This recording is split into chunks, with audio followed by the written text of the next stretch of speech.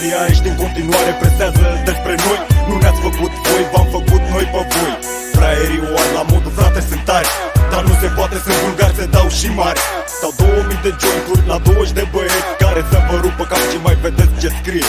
Stil mafiot, la fel ca 98. Fetele se freacă pe hip-hop în club. E 2002, e aproape la fel. Se procedează la fel, dar la un alt nivel. Un fel de Tony Montana în România. Fac tot posibilul să evit pușcăria. Ca Leonardo Orofei, sunt campion mondial. Mă aflu în treabă fără adversar. Privește bine pe lângă tine, că ai putea să înțelegi ceva. Ai grijă ce faci, cine te bagi, și vezi cum poți să fii peste toți. Cine e cu noi strigă, cine e cu noi strigă, cine e cu noi strigă, cine e cu mafia strigă. An după an, cu bani pe primul plan, reprezint băieții care au dolarul în buzunar. Fac istorie, în plină glorie, pun pe foaie operațiunea casa. Cu Uzi și tata e fără ei. Nu știu cum aș fi trăit, fără bani, fără microfon, fără B.U.G.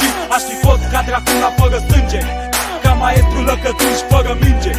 Sunt același pe care ție-ți place să-l urăști, născut și crescut pe străzile din București. Băieți cu două fețe care vor să te învețe mai mult cum să le dai decât să iei atenție. Teoria conspirației funcționează. Am băieți peste băieții la care apelează. A venit și poliția cu muniția. Nimeni nu o să poată să oprească mafia. Privește bine pe lângă tine, că ai putea să înțelegi ceva.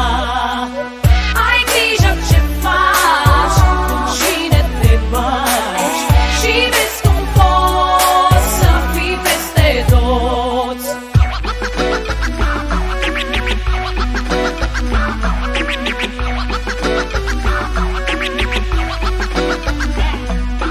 Cine e cu noi strigă, cine e cu noi strigă, cine e cu noi strigă, cine e cu mafia strigă.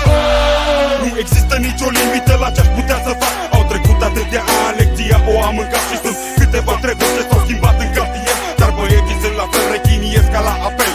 Tot după bani, după ce le trebuie. Câțiva dintre ei știu când să tragă linie, pentru că scopul de a face bani aici nu s-a schimbat. Dar metoda a evoluat și s-au afiliat la firme, organizații, internet, tehnica a ajuns să fie cea care face diferența. Dar mulți și-au dat încă seama că un celular folosit greșit poate să te arunce la gropan. Vezi tu, știi că în viață înseamnă mult să te ridici în picioare doar când ai ceva de spus.